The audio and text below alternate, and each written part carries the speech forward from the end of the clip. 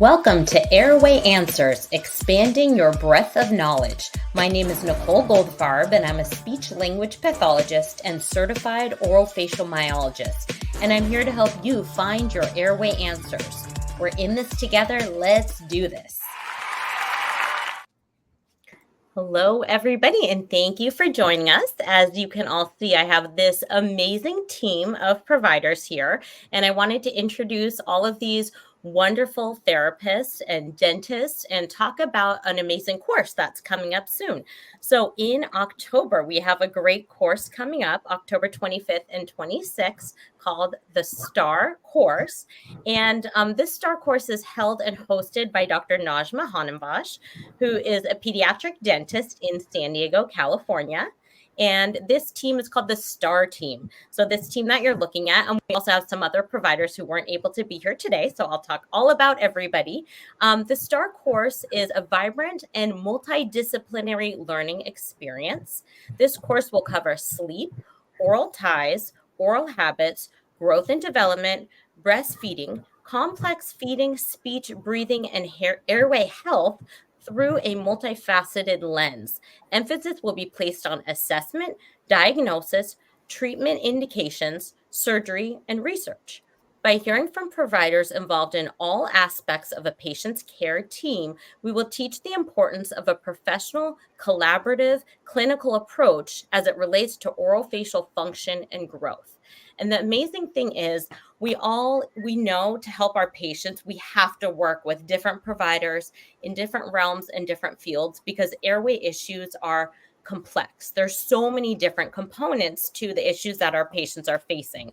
And so this wonderful group of individuals have gotten together and treat patients as a team approach, whether they're working together in the same room or referring out to each other, communicating on the side. This is like ideal dream team. This is all what we want and what we wish for our patients. So I'm going to go ahead and introduce each person, and then we'll talk about really the importance of a team model and working with a team, even if in our own areas we can't develop teams like this, how we can either try to and attempt to and put teams together, or how we can better collaborate with other people in order to help our patients. And then in the end, we'll go over some details about this course coming up in October in San Diego, and hopefully we can get a lot of people to attend this course and learn about this team model of helping children and adults as well, but focus will be on the pediatric population.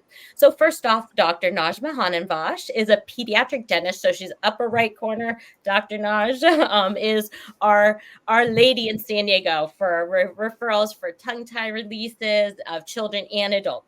So she's our pediatric dentist known for her commitment and work on treating newborns, infants, toddlers, children, and adults of all ages with oral restrictions with the use of advanced laser surgery, the CO2 laser. She is also very passionate about the pediatric airway and functional growth modification to improve a child's ability to breathe, sleep, thrive, grow, and develop.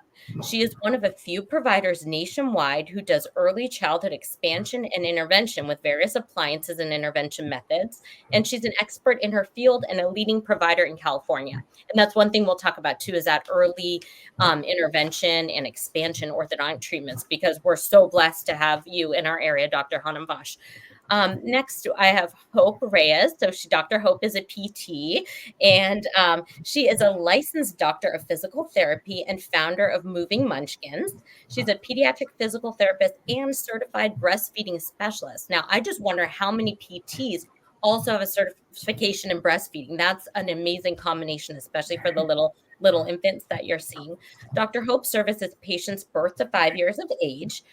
She completed her undergraduate studies at the University of Arizona with a major in physiology and minor in chemistry, and then went on to obtain her doctorate in physical therapy at the University of St. Augustine for Health Sciences in San Diego, California, graduating with high honors. And Dr. Hope is most passionate about ensuring that families feel confident about their child's development and wellness.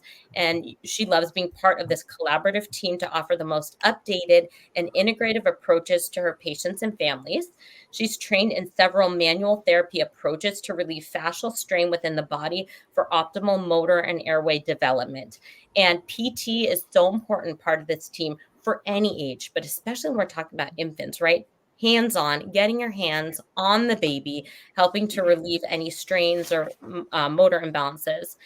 And Dr. Karen Johnson Fernandez, upper center. Hopefully, everybody's screens are the same as what I see. Dr. Karen Johnson Fernandez is an occupational therapist and the owner of Food is Fun, Let's Eat. And it's really funny because I actually say that when I'm feeding my kids dinner. I'm like, guys, food is fun. Let's eat. Like, your slogan is so catchy. Your name is catchy. It's really fun. Okay, she's been a pediatric occupational therapist since 2010, and in working with many families over the years, she realized two things. One, that eating and family mealtime is a huge part of our daily lives, which many of us struggle with. Me being one of those with my family, but that eating time creates connection to those around us. And two, as a mom of a picky eater, her love for exploring, enjoying, and sharing a balance of tasty and nutritious food and meal times continues to grow.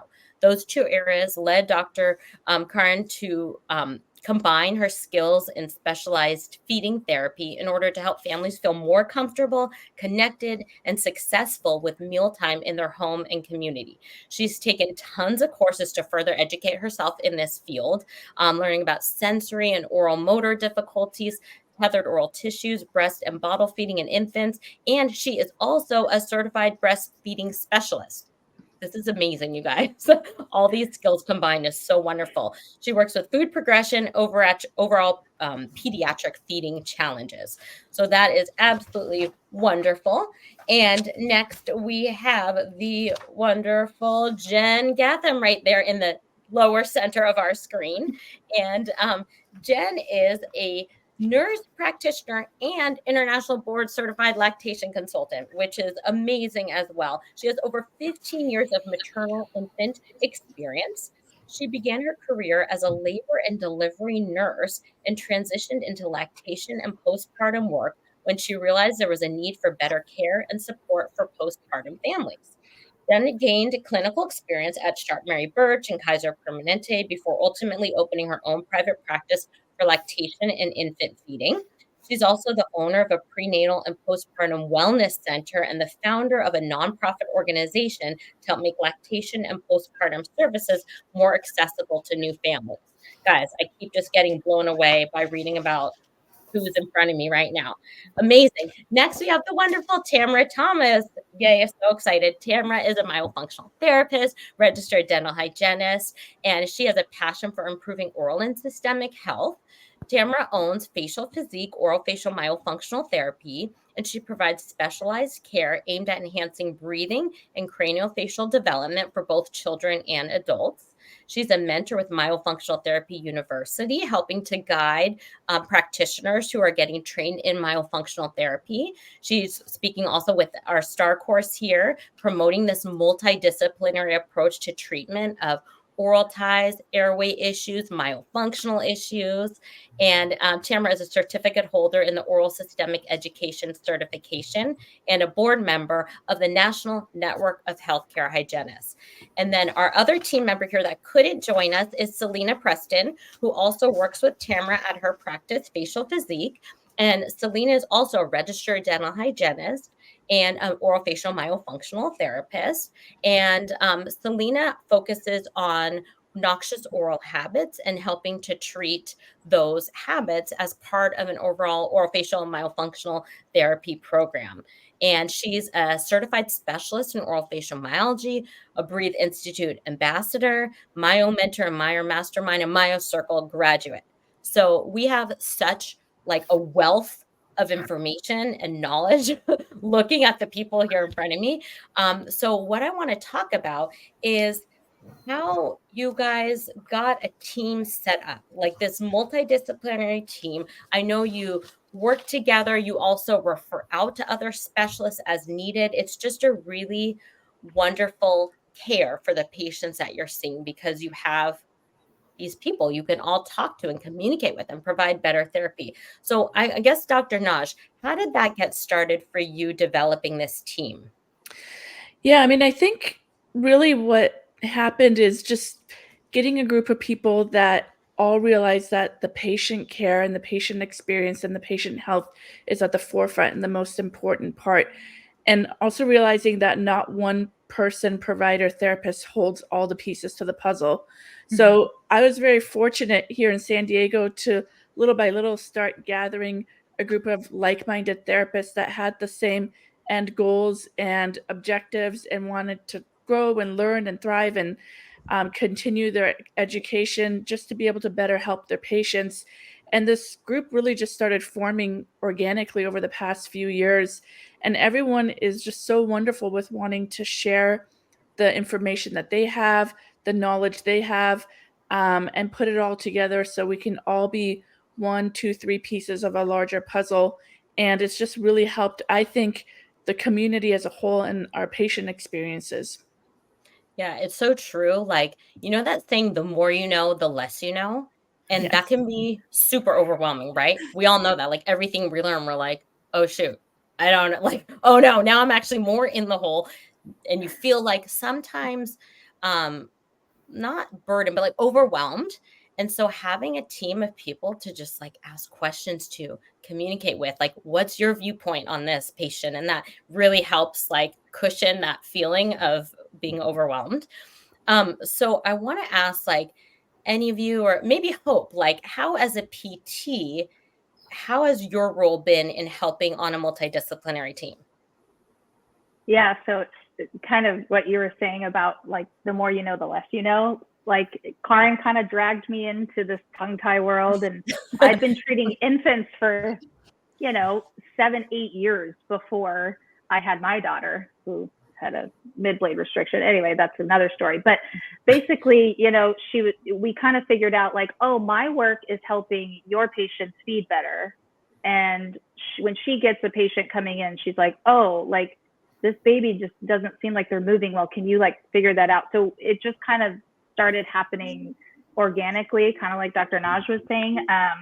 But really the focus is on, it's really holistic care, right? We can't just only look at what our specialty tells us to look at. So, even though I'm a physical therapist, I'm going to be asking questions to screen about airway. I might not be able to directly impact the airway like Dr. Naj can for a 3, 4-year-old, but I can screen and then refer out. So learning from all of these other providers, lactation, I get a baby coming in with torticollis, I'm going to be asking about feeding and then refer out to Jen or Karin for, lactation or feeding support. So it's really a matter of just understanding how to screen and then refer out when needed. And, like Dr. Naj said, we're not one person is the end all be all. We're not able to treat all of the things, but, looking at the child as with all of the physiological symptoms, systems, and not just posture, muscle strength, endurance, like a classically trained physical therapist would look at the child with.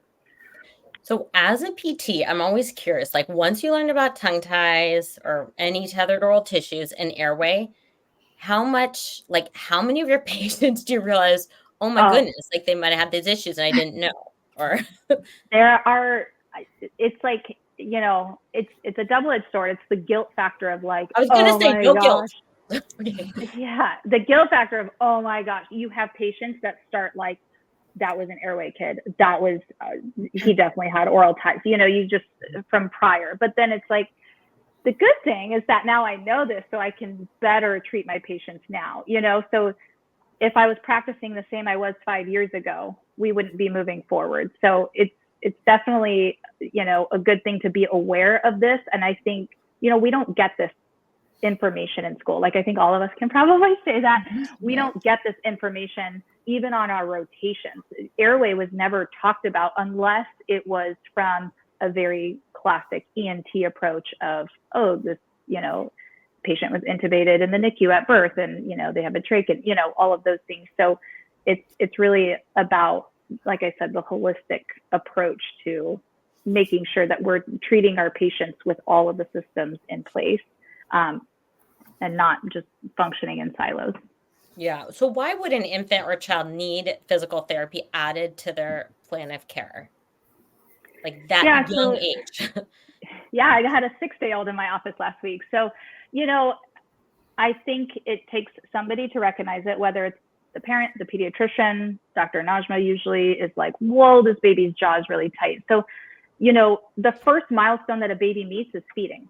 And so we don't always think that's a physical therapy kind of milestone, but the whole body plays a huge part in how a baby feeds.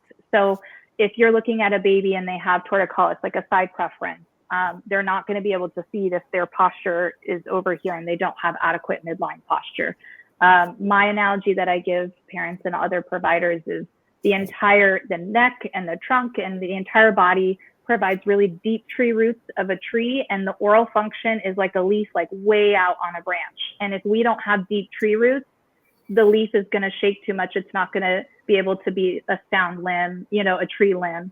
So it's really proximal stability before distal mobility, and infant feeding is a distal mobility type of, function. So anywhere from a tight jaw to not rolling, that getting babies to roll, that helps their GI system. It can help them feed better. So, there's a lot of reasons why, but a lot of it is just, how does the posture affect feeding? If we're just looking at feeding as a milestone. Okay. And that's actually really good wording of distal mobility issue.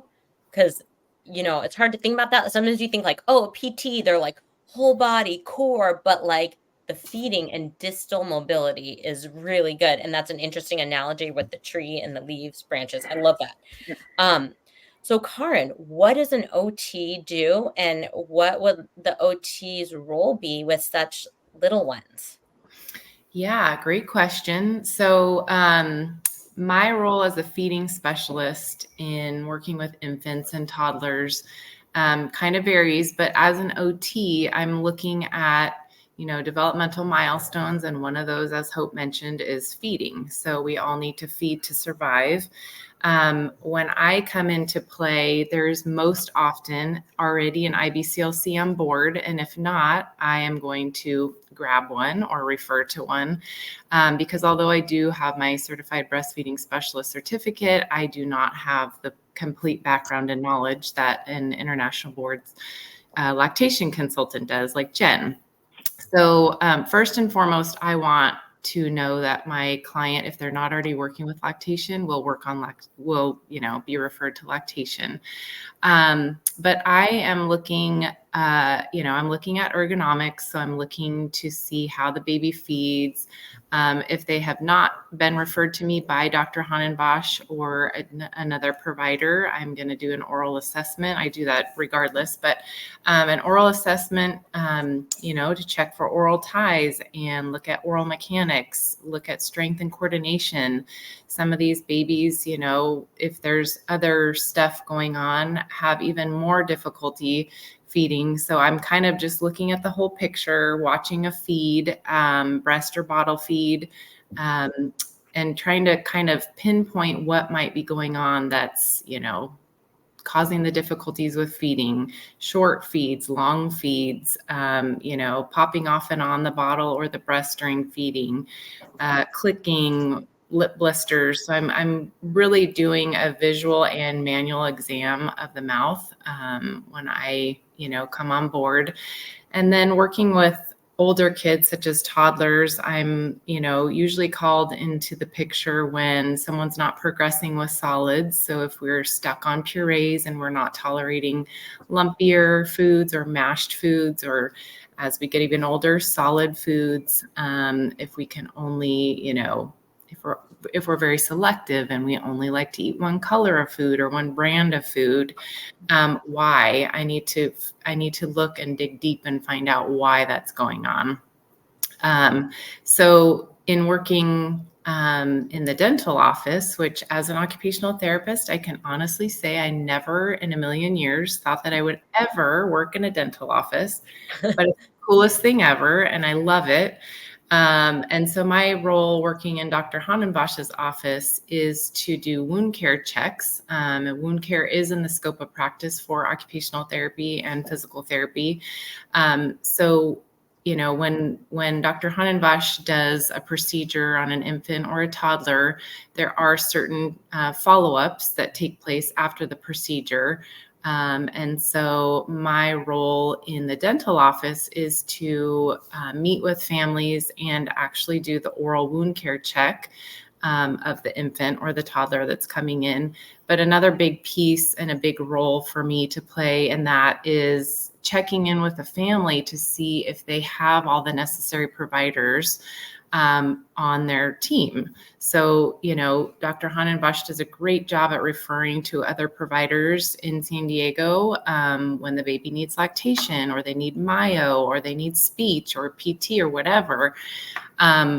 Sometimes it's a lot for families. And so really, checking in with them when they come in for these follow-up appointments or, whether it's at her office or outside, and making sure that they do have this team connected with them and they are, getting their questions answered or their concerns, validated, because feeding can be very stressful. Like you mentioned, my youngest daughter has been a pretty selective eater. And I will say that she's now 8, working with her over the years, we are not where we were 6 years ago. Now she loves to eat salad and she wants salad every night, but it took us a while to get here. So kind of just checking in, seeing if there's another lens or another person that would be beneficial to add to the team to help enhance feeding for the family and for the infant or toddler. That was amazing answer, but no, it's so amazing. Not all OTs specialize in feeding, right? Some are more handwriting and working with older children and other activities of daily living, right? So what type of training, or how do we know what OTs work on feeding? Yes, you're right. So there are different kind of specialties and areas of focus. I did work in the schools for a long time and an outpatient clinic, and the outpatient clinic is where I was introduced to feeding. And so I would say first and foremost, just to ask what the area of focus is. If you're looking for an occupational therapist that specializes in feeding, you can specifically say, does this occupational therapist specialize in feeding? Do they have sensory and oral motor training? Are they aware of oral dysfunction? Do they have tethered oral tissue training? And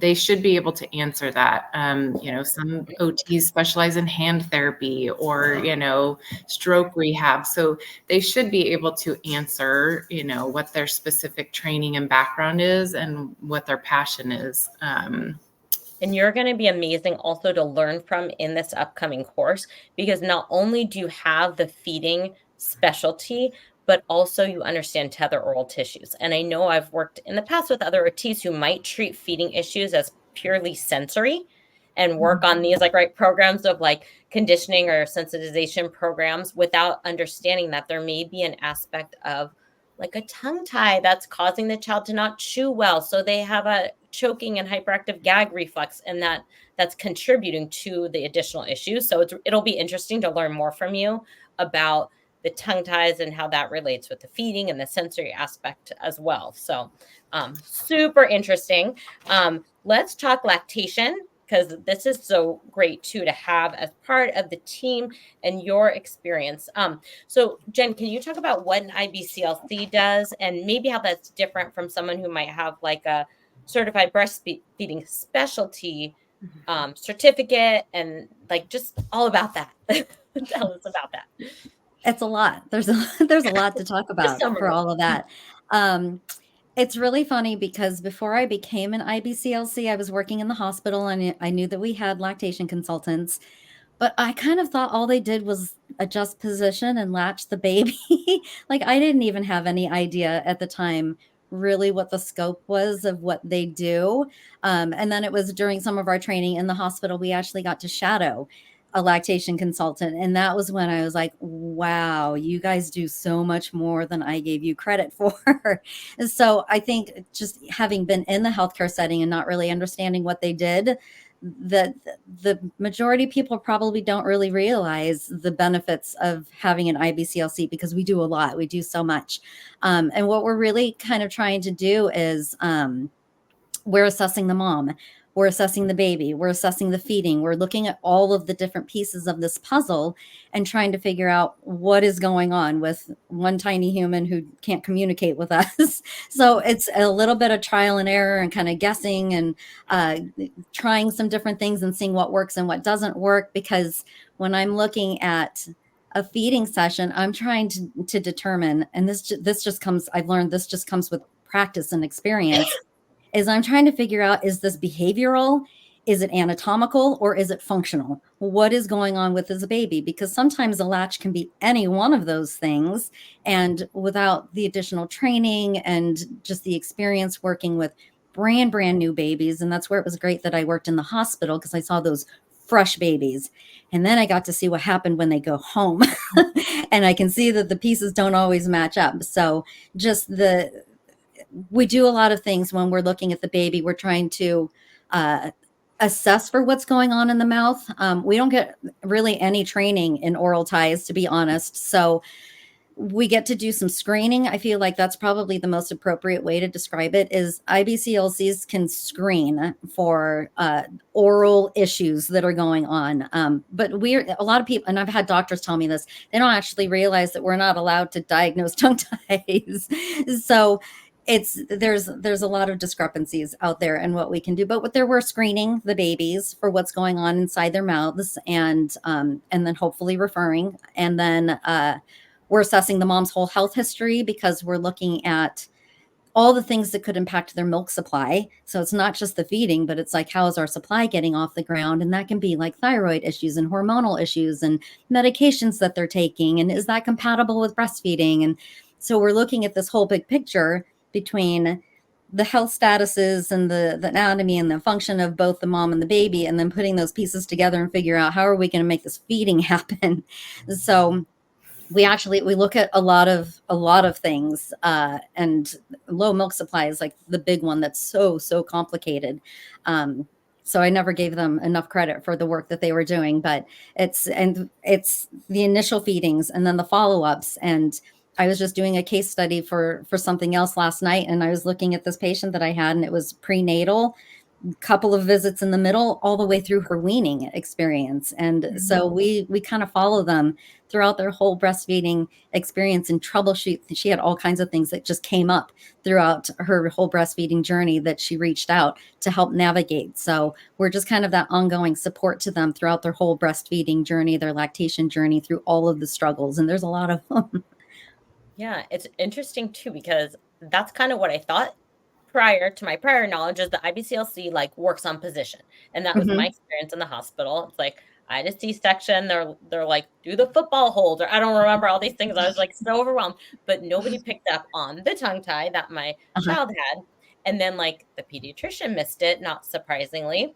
And there were all those signs, but it was missed. And I was told that I was supposed to nurse my son every 45 minutes, set my alarm like on my phone. I sat there because he would fall asleep when nursed. Like, he had a mid-tongue restriction and, that posterior tongue tie.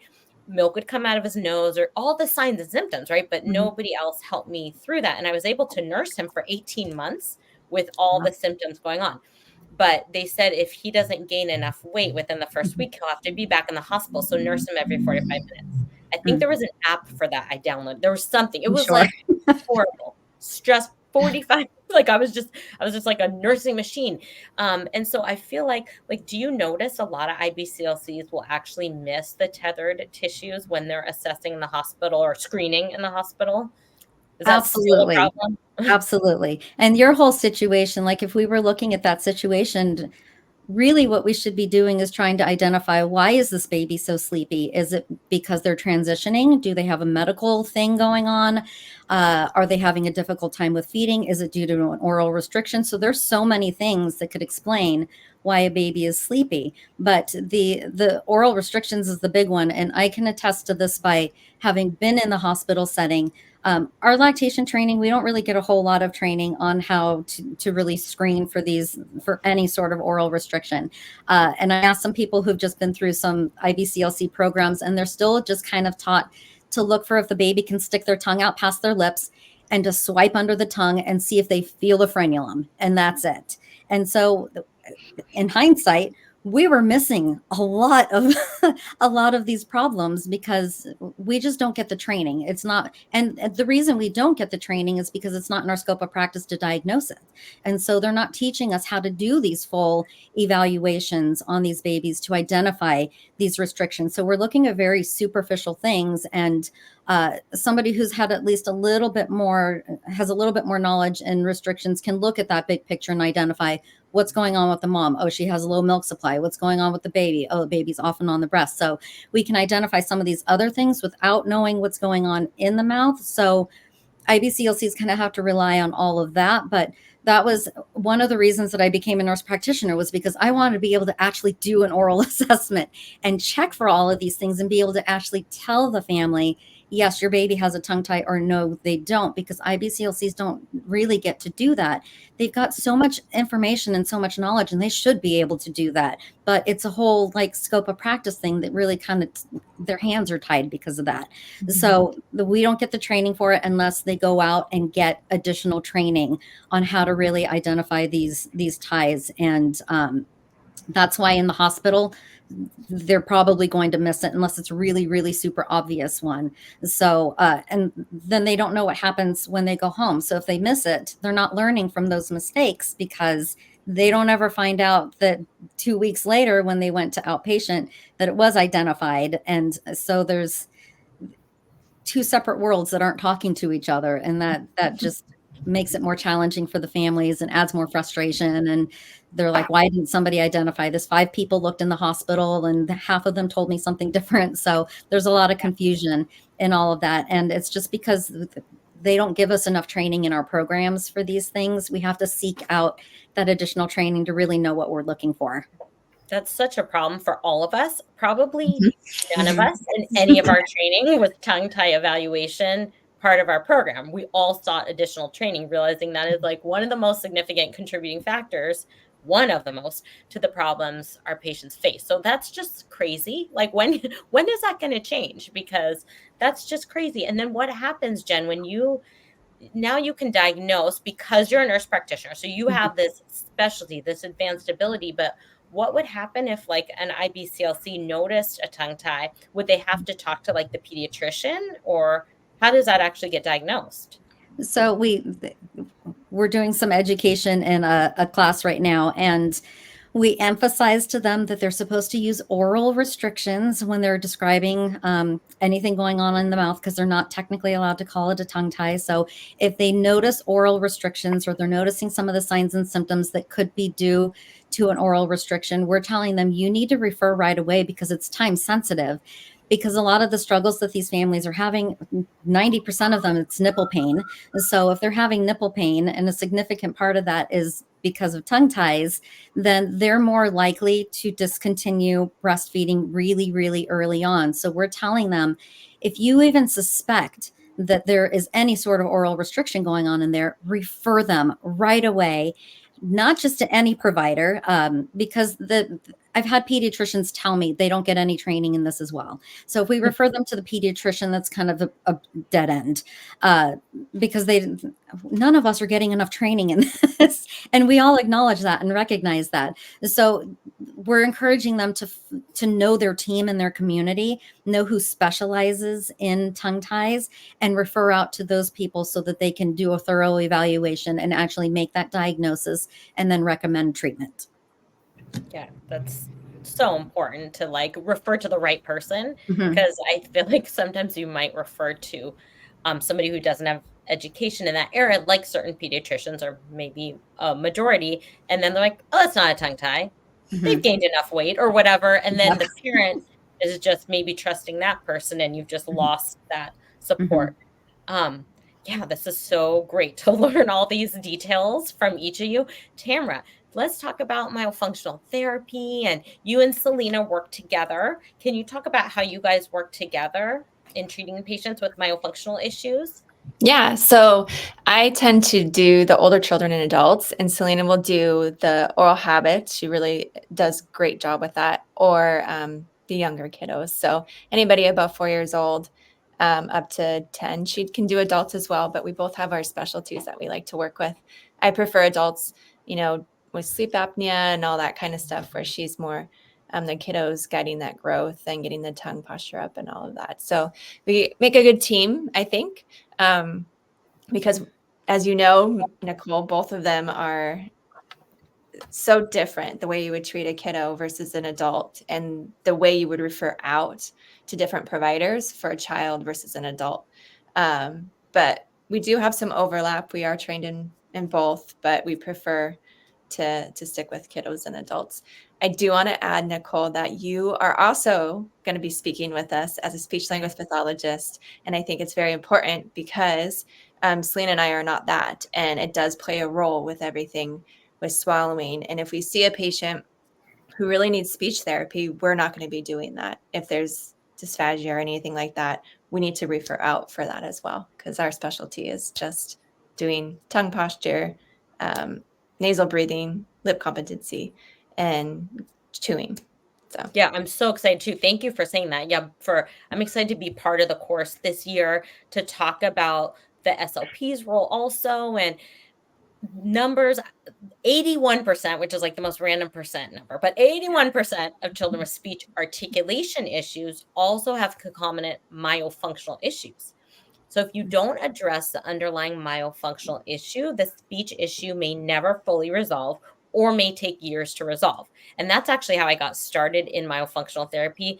Little did I know my entire family had problems. Little did I know we were all like airway cases at that time. I really had no idea. And it wasn't really even airway back then. Like when I was out of grad school in 2003 and I was working in public schools for about 7 years, it was treating for, speech issues. And the myofunctional component was for a lot of like orthodontic reasons, for like helping the orthodontic treatment work or helping to prevent relapse by getting correct oral rest posture.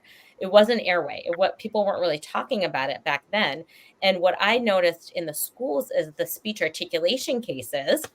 You see these kids for years and it's like, oh, is that like a bad speech therapist, or why is my kid in speech therapy and they're in like preschool, kindergarten, all the way like 4th, 5th grade, right? And they're still working on the R sound and they're getting pulled from class like 30 minutes once or twice a week in a small group. And that's a lot of class time to miss. Like, I don't know. I don't like when my kids have to be pulled from class, even though there's important things they need to get pulled from, they're missing something really important, being part of the classroom, part of the group. And if that's going on longer than what it should be, that's a problem. And I'm looking at some of these speech kids thinking like, you're doing great in the session.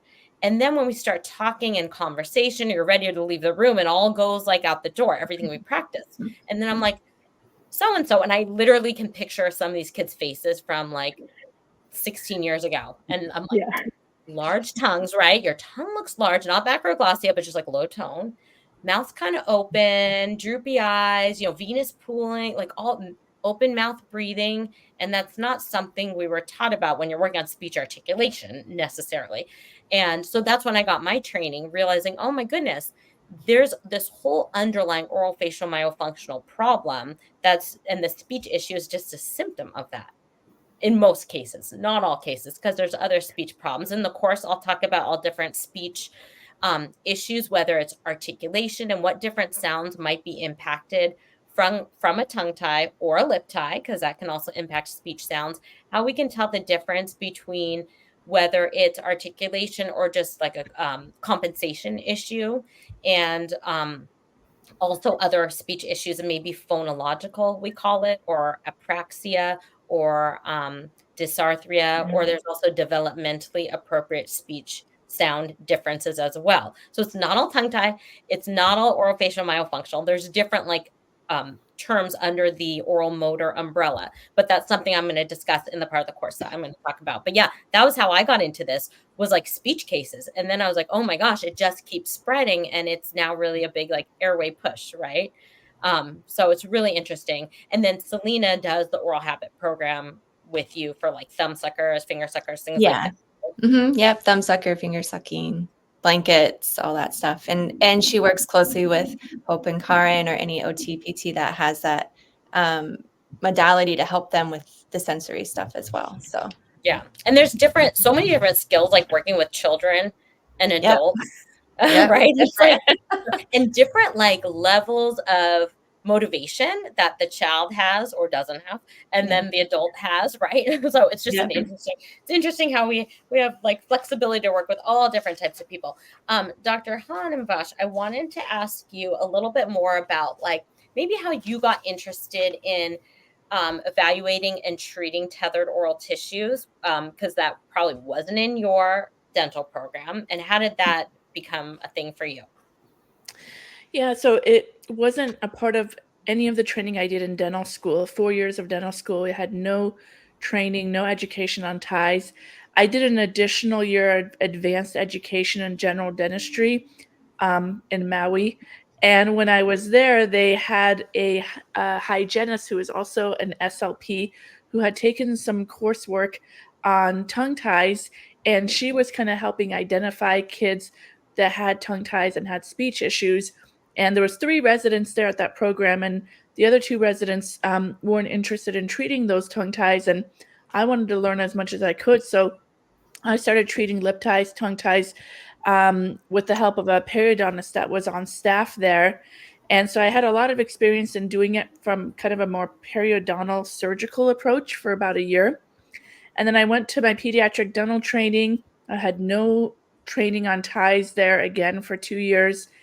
I moved to San Diego, started working, and I met a lactation consultant who said that at that time in San Diego, so this is about 10, 11 years ago, there was no provider treating tongue ties, and all the babies, all the infants that were born were driving to Riverside, about an hour and a half away to get their releases. And this lactation consultant asked me if I had any interest in wanting to learn more about this and do this and provide the service here in San Diego. And because I had a little bit of experience treating ties, but on older kids and adults, I was definitely interested, but I wanted to learn the indications of how and when to treat on infants and toddlers, because it's a completely different ball game when you're talking about that age range. So I spent about a year shadowing some well-known providers in the country, really doing my research, learning, and then I started doing releases in 2014, 2015, and it's just kind of taken off from there. And one of the important things to learn as you kind of get into this field is all the different indications and symptoms for different age ranges. The reason why we treat an infant and a newborn is completely different than the reason why we would treat a toddler or a 4-year-old or a 14-year-old or a 24-year-old. There's different symptoms, different reasons. And then as that plays along, there's different therapies that are involved based on those age ranges as well. And is that going to be covered in the course? That's one of the things that we cover in the course, absolutely. So the course is kind of broken down into 2 days. The first day we focus on all things oral restrictions, how to classify, what the terminology is, what the assessment for oral ties is, how to treat it, what the research behind treatment indications are, and all the different therapists that are involved in their modalities in treating those patients. That's all covered in the first day. The second day, we talk about all things airway. Again, assessment, diagnosis, what the treatment options are, what the research with all of that is, because we're not just blindly going in and doing some sort of intervention without treatment and research backing up what we're doing. And then again, all the therapists and providers that are involved in those cases. So it's a pretty comprehensive 2-day course that covers all the things that are so interlinked. Tongue tie and airway health are very interconnected, and I've gone to a lot of courses over the years where they focus more on tongue tie and you get a really good detailed oral restriction training, or they cover airway and you get a really good detailed airway, pediatric airway training, but not many that have both of them in kind of the capacity that we do. Yeah, that's amazing. And I think what would be great is if we all talk about what we're going to talk about in the course, what we're going to go over, and then we can end with Dr. Han and Vash talking about like CE credits and things like that, any like specific details where the course is. And if there's anything we missed or anything we all want to talk about. But I feel like I have a list of like a million questions here but I will ask you guys in the course, because there's so many like details and specifics to what we each do, and how Dr. Hanenbosch was just saying that each age, there's a different reason for treatment and a different type of treatment and people involved and things you would do differently. And every case is so individualized. So I have a bunch of questions about that, but I don't have time. So we'll talk in October to go over those details. I'll just start talking about what I'm going to be covering in the course. I'll just summarize. Like I said, I'll talk about the role of the SLP, what our background is and training is, and talk about specifics about how myofunctional disorders impact different parts of the body, like whole body posture and speech articulation. And I like to work from a 3 systems model to assess and treat myofunctional disorders and looking at problems in the mouth and what might be contributing factors. So looking at the medical system, the dental system, and the myofunctional system. So I'm going to go into each of those systems and talk about when we evaluate problems in each system and we treat those multifactorial components, that's how we can address these issues fully. And that's pretty much what I'll be going over. And I probably have too much to go over, so I always have to shorten it because that's my problem. A speech therapist, we talk a lot. But anyways, so that'll be fun. And then Tamara, do you want to talk about what you and Selena will cover in the course? Yeah, so there'll be some case studies for both adults and children. Selena will go over a couple oral habits cases and really into the details about what she did, how she referred, and go into how she treats an oral habit case. It's really awesome, I think. She goes into really good detail. I learned a lot from her. And then I will go into some cases that I've seen as an adult, things that may have been indicated when they were younger that were missed. And so it's kind of nice to see that trajectory of infancy, things that are missed and how they present sometimes as adults. And then I'll go into what an assessment looks like, give a couple of therapy exercises. It's an interactive course. So we all give you something to work on. So I think that's kind of fun as well because it breaks it up a little bit and gets some audience interaction. And Dr. Hope, can you go over what you'll talk about from the PT perspective? Yeah, so kind of what I was saying earlier, how whole body posture can negatively or positively affect infant feeding specifically, and really how, the whole body's connected. Like your shoulders are connected to your toes, your tongue is connected to your toes. Everything is, you have one body. And so why it's important for providers to understand that there needs to be a physical therapy component, or a lot of times, not every case, but a lot of times physical therapy is definitely indicated for these infants who are struggling to feed, who do, have oral restrictions, and how physical therapy can help. So really, going over screening tools, like if you are a dentist, or if you are a myofunctional therapist, or if you are a feeding therapist or a lactation consultant, you're going to be able to go home and know exactly how to screen and what to look at. So my presentation has a lot of videos of babies that are moving in a typical way and atypical way. So you're really going to have a better understanding of when you have that patient Monday morning, oh, is this patient going to benefit from physical therapy? Because I think that's often overlooked unless there's very big red flags as far as like, oh, this baby's head's really flat, or this baby is several milestones behind. But what we're really doing is improving the first milestone, which is infant feeding. And so that can be confusing for providers to know, like, I don't understand. This is a 5-day-old. Like, they're just kind of a potato that eats all day. What should their movement look like, or what should their posture look like? So my presentation has some fun interaction portions too, but a lot of media heavy, so that you walk away understanding what typical infant posture looks like and when to refer. That's really good. Oh, good. I thought I was on mute. That's really good, actually, because a lot of people, I think, forget what's typical, or maybe didn't learn so much about like what's normal, what's abnormal. We're kind of skewed because we see so much abnormal. That's really good to learn, like normal development. Dr. Karn, what are you going to cover in the course? So I will go over what an occupational therapist is, because, that is still foreign to a lot of people, especially in this, group of people. It's newer, and how my role as a feeding specialist plays a part in working with infants and toddlers, who have oral dysfunction, who do have oral restrictions, and some airway, red flags going on at an early age. So like Dr. Hope said, I will go over signs and symptoms.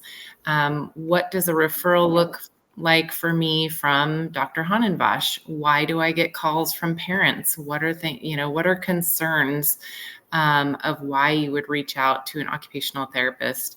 And then kind of how I differentiate from the role of a lactation consultant. So like Jen was talking about, she has more within her scope, and also discussing, how my training or my trainings that I have taken now over the years help me better assess for these oral difficulties, oral dysfunctions that are impacting feeding and airway.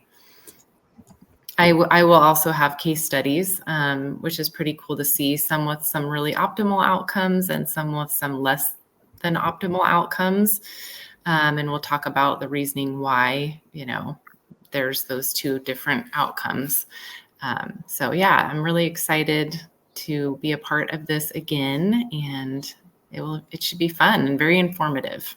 And that's really good to show non-optimal outcomes, because if we always see things are perfect and great, we're like, oh, this is amazing. But if we can see when there's problems and understand why, that makes us all better practitioners and observers of our patients. So that's really great. Jen, what are you going to cover in the course? I am going to be covering a very broad scope of lactation stuff. So I'm going to be going over what the IBCLC does and what the various different lactation professionals are, because there's a lot of different levels of lactation, and they're all valuable for different reasons. So being able to identify which one is going to be most beneficial for each particular family, what they're going to need, and then what IBCLCs can do and what they can't do, because we have even physicians that aren't sure what we're allowed to do in our scope. So I'll go over that a little bit. We'll do some examples of what consultations look like, from like really simple cases that are just latching and positioning, through some of the more complex cases that really end up requiring referral to a medical provider for some of these.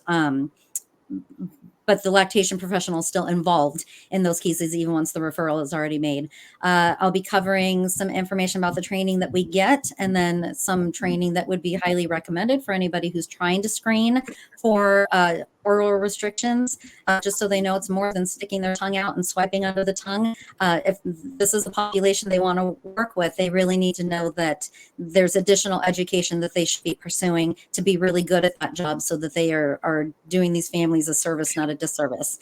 And then how we support tongue ties, pre-tongue tie release, post-tongue tie release in cases where they don't get a release at all.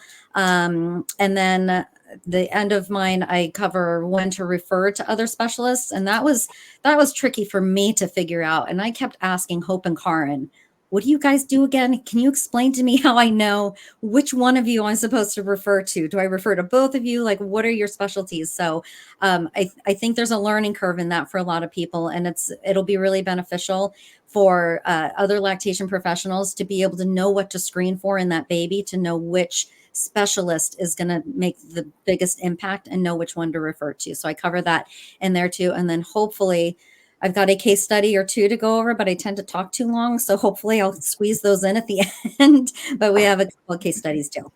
Yeah. And that's actually that was one of my questions, is the PTOT thing. Like, even in older children or other ages, like, how are we going to know what a PT does versus OT when it's maybe feeding in an elementary age child or whatever? So you guys will address that in the course, I know.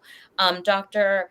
Hanenbosch, okay, I have a few questions. If you can talk about just like the dates and all the details of the course and what you're going to cover, but also who would be appropriate attendees of the course? Is this course only for the younger population, like infant, early childhood, or what type of practitioners and people would be the best people to attend this course?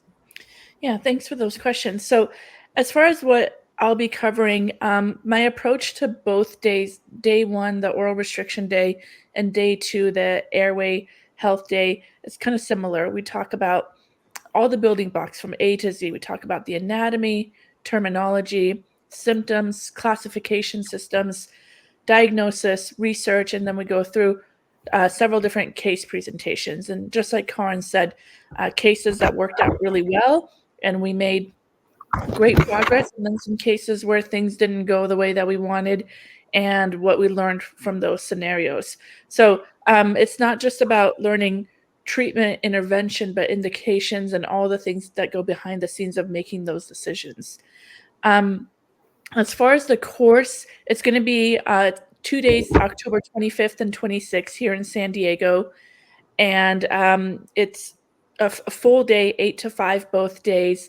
There's going to be 16 credits, ADA CERP credits at the end of that time that's going to be given.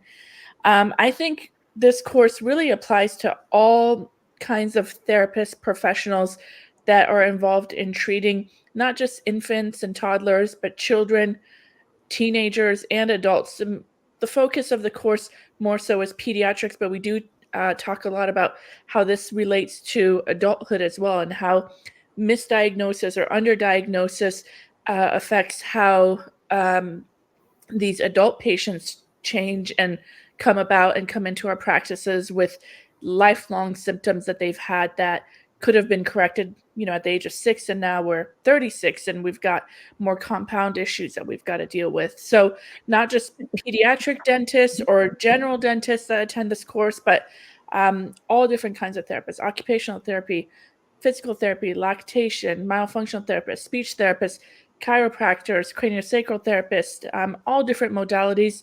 We have hygienists that come to the course, dental assistants. I think this is very all-encompassing, and anyone that's involved really in patient care could benefit from this information. Great. And then there's, was it 16 dental CEs? 16 dental CEs, correct. Okay. Awesome. That's great. And if somebody needs more information, where should they go, or any questions? So a lot of the information is on our website, littlestardentistry.com. There's a STAR course tab, and all the information is kind of broken down in there. But you can also email us with any additional questions. Happy to go over any questions that come up at admin@littlestardentistry.com. And then from now until the day of the course, we do have a discount code out. That code is STAR course, all capital letters. And that helps to get a discount on registration, regardless of the professional type. Great. And if anybody has questions based on this interview, anything anybody commented on or mentioned, just send those questions to Dr. Honenbosch. This team is like the most caring, generous people, and people are here to help answer questions. So just direct them to Dr. Honenbosch, and hopefully you guys will sign up for the course. And thank you all for taking the time to let everybody know about all that you do, because it's just ideal, dream team, having everybody of all these disciplines working together to really help better the lives, save the lives of so many people, little ones growing into adulthood. Like you said, early intervention's key.